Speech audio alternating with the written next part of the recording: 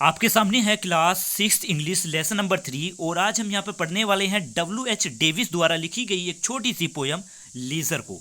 Leisure का मतलब होता है फुर्सत या फिर खाली समय। तो इस पोयम के जरिए पोइट ये बताना चाहती हैं कि ह्यूमंस कितने ज़्यादा बिजी हो चुके हैं, उनके पास अपने लिए समय ही नहीं बचा है। वो इतने ज़्यादा बिजी हो चुके हैं कि वो अपने आसपास के वातावरण को ना तो देखते हैं ना ही उस वातावरण का आनंद लेते हैं। तो ज़्यादा देर ना करते हुए W.H. डेविस द्वारा लिखी गई एक छोटी सी पोयम को हम शुरू करते हैं। इस पोयम की फर्स्ट लाइन में दिया हुआ है कि what is this life if full of care we have no time to stand and stair.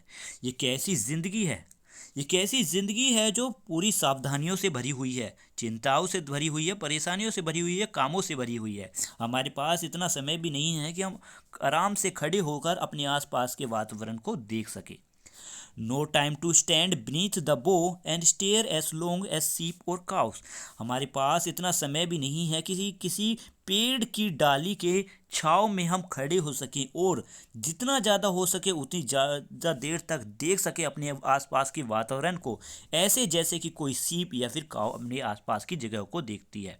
यानी उनके पास इतना ज़्यादा समय है कि वो प्रकृति के यानी वातावरण का आनंद लेती है, पर हमारे पास इतना भी समय नहीं बचा है।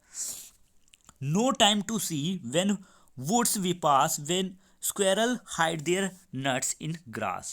हमारे पास इतना भी समय नहीं है कि हम देख सके जिन जंगलों से हम जा रहे हैं गुजर कर, उन जंगलों में जो स्क्वेरल्स रहती हैं, जो गिलहरी रहती हैं, वो किस तरीके से अपने नट्स को घास में छिपाती हैं। हमारे पास इतना समय भी नहीं है। इसमें लिखा है no time to see in broad daylight stream full of stars like sky at night.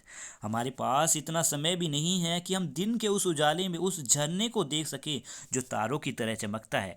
यानी कि जब रोशनी पड़ती है पानी के झरने पर तो वो रिफ्लेक्शन की वजह से जो चमक आती है उसमें तारों की तरह हम उसको भी नहीं देख सकते हैं। वो ऐसे चमकता है जैसे सितारे रात में आसमान में, जैसे आसमान रात में चमकता है। No time to turn at beauty's glance and watch her feet they how they can dance. हमारे पास इतना भी समय नहीं है कि हम उस खूबसूरती को एक झलक देख सके, उसके कदमों को देख सके और उसे नाचते हुए देख सके। यहाँ पर वातावरण के बारे में ही बात हो रही है कि कैसे जो प्रकृति है वो बार बार बदलती है। कभी विंटर्स आते हैं, कभी समर सीजन्स आते हैं। इस तरीके से जब सीज़न बदलते हैं तो हम उस सुंदरता के, उस प्रकृति की सुंदरता का नज़ारा भी नहीं देख सकते, हम उसको भी नहीं देख पाते। No time to wait till her mouth can enrich that smile her eyes began. हमारे पास इतना भी समय नहीं है, हमारे पास इतना भी सब्र नहीं है या इतना भी इंतज़ार नहीं कर सकती हम कि हम उस मुस्कुराहट को देख सके जो उस प्रकृति की आंखों में देखने को मिलती है। यानी वो मुस्कान जो आंखों से माउथ तक पहुंच रही है, मुंह तक पहुंच रही है, हम प्रकृति की उस मुस्कुराहट को भी नहीं देख सकते। A poor life that this if full of care we have no times to stand and stare।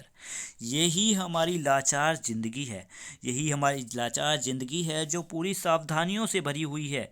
उन सावधानियों से जिनमें हम काम करते हैं, हम बिज़ी रहते हैं, हमारी परेशानियां रहती हैं, टेंशन्स रहती है और हम वातावरण को भी इस समय नहीं देख सकते।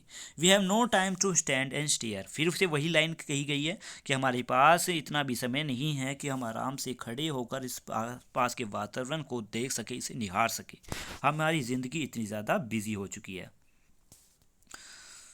ओके, तो ये पोयम यहाँ पर ख़त्म होती है। आपको वीडियो कैसी लगी है, एक्सप्लेनेशन कैसा लगा है, कमेंट में लिखकर ज़रूर बताइएगा। और साथ ही इसके क्वेश्चन आंसर और एक्सरसाइज भी जल्दी ही इस चैनल पर अपलोड होने वाले हैं और बाकी के चैप्टर भी। तो फिर से यही कहना चाहूँगा, वीडियो कैसी लगी है उसके लिए लाइक और कमेंट ज़रूर करना। Thank you, have a nice day, bye bye.